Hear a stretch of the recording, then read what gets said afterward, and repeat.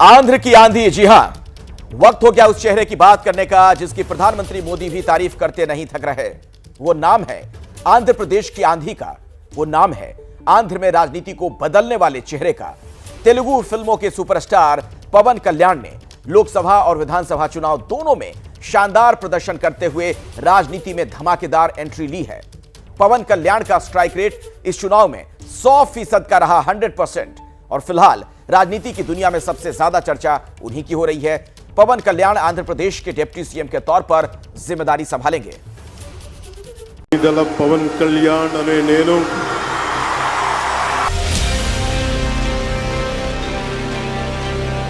यह है राजनीति की दुनिया का नया सितारा पवन कल्याण।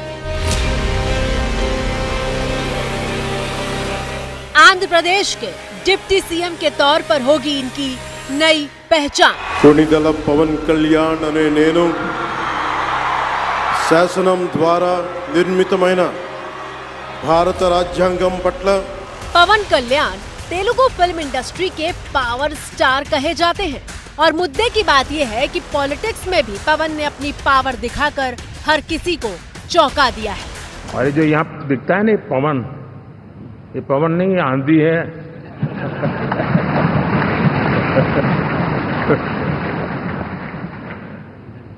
आंध्र ने इतना बड़ा हमारे प्रति जनमत दिया है। हिंदुस्तान के लिए एक सामान्य मानवीय की विकास की जो जिजीविषा है उसका प्रतिबिंब है।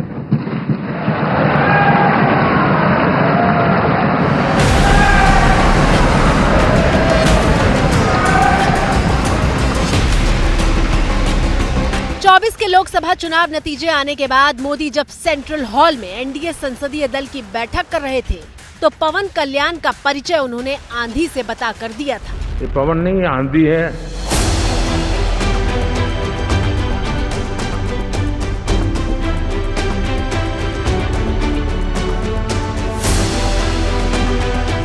और ये विशेषण इसलिए इस्तेमाल किया गया था क्योंकि पवन कल्याण ने 100% स्ट्राइक रेट के साथ आंध्र प्रदेश के चुनावों में जीत दर्ज की है।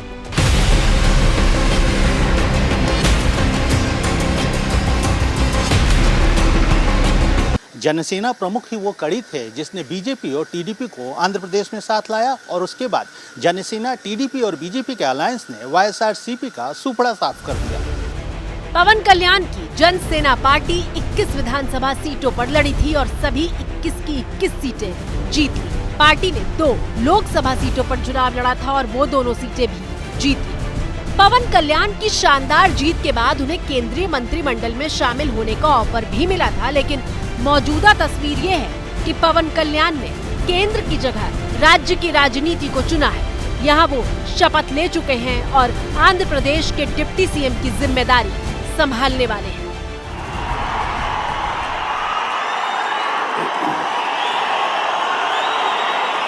नेनु कोनिदल पवन कल्याण अने नेनु। आंध्र की नई सरकार के शपथ समारोह में प्रधानमंत्री मोदी भी मौजूद थे।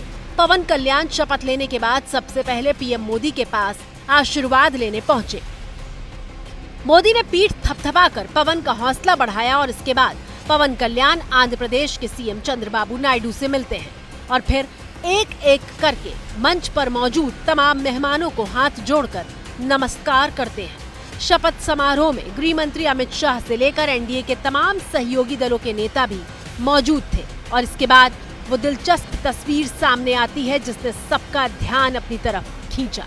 मंच पर पवन कल्याण के बड़े भाई और साउथ सिनेमा के सुपरस्टार चिरंजीवी मौजूद थे। पवन कल्याण पीछे आते हैं और अपने बड़े भाई को पैर छूकर प्रणाम करते हैं। चिरंजीवी उन्हें अपने सीने से लगा लेते हैं। साउथ फिल्मों के सुपरस्टार और टफ रोल करने वाले चिरंजीवी भाई के प्रणाम पर भावुक हो जाते हैं। तो चुनाव में पवन कल्याण की जीत अपने बड़े भाई चिरंजीवी के लिए उनके मन में प्यार और सम्मान पूरे देश में चर्चा बना हुआ है। पवन कल्याण ने मंच पर भाई के लिए अपनी भावनाओं का इजहार का एक मौका नहीं छोड़ा। देखिए। नरेंद्र मोदी गारिनी శాలువతో సత్కరించి పుష్పగుచ్చం शपथ समारोह के बाद आंध्र प्रदेश के सीएम और डिप्टी सीएम पवन कल्याण मोदी का सम्मान कर रहे थे। వీటిలో 7 కోట్ల ప్రభువు ప్రతిమను శతకోటి భక్తుల బంగారు గణపతాలను కొలిచేటువంటి శ్రీ వెంకటేశ్వర స్వామిని మన చంద్రబాబు నాయుడు గారు मोदी चंद्रबाबू नायडू से हंसते हुए कुछ कहते हैं। ఇది సద్వివేకం, ఇది ఆచారం, ఇది అని చెప్పినట్లుగా ఆదర్శనీయమైనటువంటి పథకామిగా వారు నడుస్తారు। पवन कल्याण जैसे इंतजार कर रहे थे, वो पास आते हैं और फिर मोदी के कान में आकर कुछ कहते हैं। చెప్తూ ఉంటారు। मोदी पवन कल्याण से पूछते हैं कि वो कहाँ है। पवन कल्याण इशारे से बताते हैं कि मंच के दूसरी तरफ। दरअसल पवन कल्याण मंच पर मोदी से अपने बड़े भाई चिरंजीवी को मिलवाना चाहते थे। मोदी चिरंजीवी के पास पहुंचते हैं और फिर दोनों भाइयों का हाथ पकड़कर मंच पर आते हैं और इसके बाद ऐसा लगता है कि मानो पूरा विजयवाड़ा जोश से गूंज रहा है।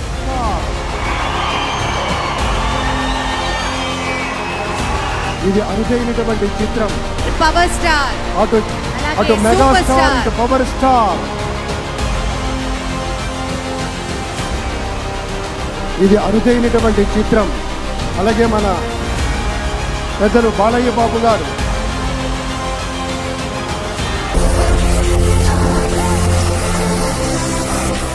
आंध्र की राजनीति में जब भी पवन कल्याण के इस दौर की चर्चा होगी, उस वक्त बड़े भाई के साथ उनके रिश्ते की गर्माहट को भी जरूर याद किया जाएगा। चुनाव जीतने के बाद जब पवन कल्याण अपने बड़े भाई से मिलने उनके घर हैदराबाद पहुंचे थे, तो देखिए कैसी भावुक तस्वीर सामने आई थी।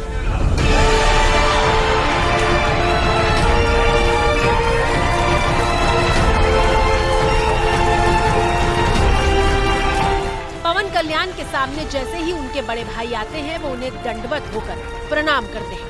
चिरंजीवी भावुक नजर आते हैं और अपने भाई की सफलता पर उनकी आंखें एक ही साथ खुशी से डबडबाती हुई और जश्न में झूमती हुई नजर आती हैं।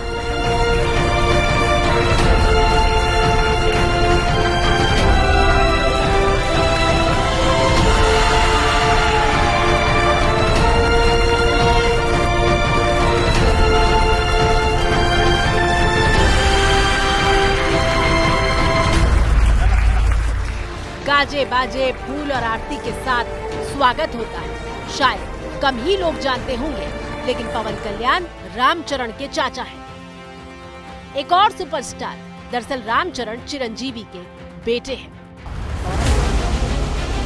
और ऐसा नहीं है कि पवन कल्याण और उनके भाई की जोड़ी सिर्फ इस बार दिखाई दी है। रियल से लेकर रील तक दोनों कई मौके पर साथ दिखाई देते रहे। चिरंजीवी से छोटे नागेंद्र बाबू हैं। नागेंद्र बाबू पवन कल्याण की जनसेना में महासचिव हैं। बड़े भाई नागेंद्र बाबू साउथ की फिल्मों का जाना पहचाना नाम है। पवन कल्याण ने अपने बड़े भाई चिरंजीवी के साथ मिलकर ही राजनीतिक पारी की शुरुआत की थी। चिरंजीवी ने 2008 में प्रजा राज्यम पार्टी बनाई थी। पवन कल्याण भाई की पार्टी में युवा विंग के अध्यक्ष थे, लेकिन साल 2012 में पार्टी का कांग्रेस में विलय हो गया था।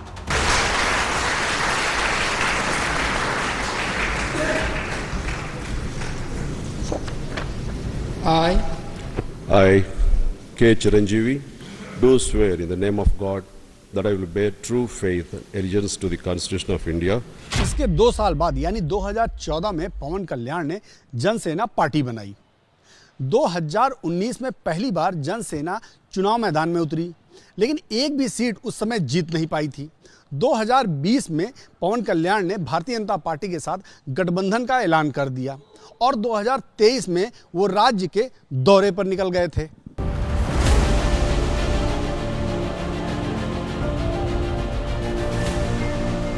राजनीतिक यात्रा के दौरान भी पवन कल्याण का स्वैग देखिए, वो चुनावी रैलियों में भी स्टार की तरह ही दिखाई देते रहे।